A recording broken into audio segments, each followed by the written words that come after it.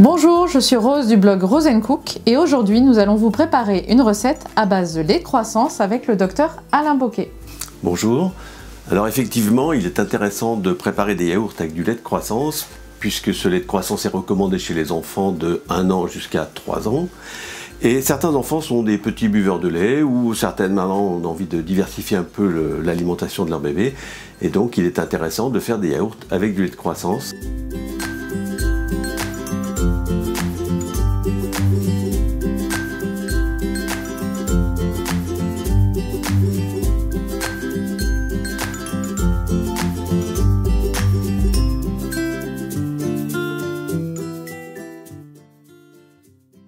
Donc je vais commencer par mettre mon lait de croissance dans mon saladier.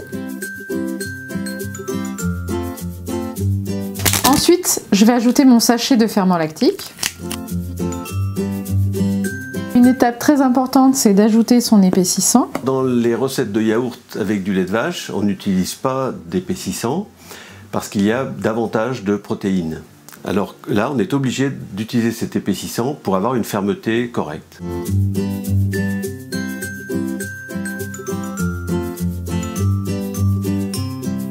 Je vais maintenant rajouter le sucre vanillé. Bon, c'est une étape qui est facultative, mais moi, mon bébé, il aime bien le sucre vanillé. Et voilà, notre mélange est prêt à être versé dans les pots de notre yaourtière.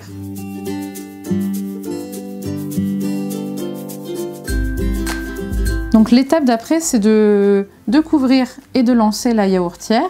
Et les couvercles, on les mettra juste avant de mettre nos yaourts au frigo en fin de préparation.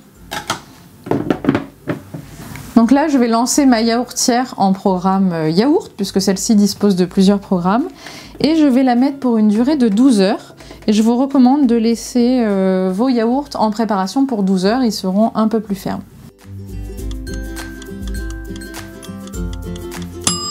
Donc au bout de 12 heures, nos yaourts sont prêts.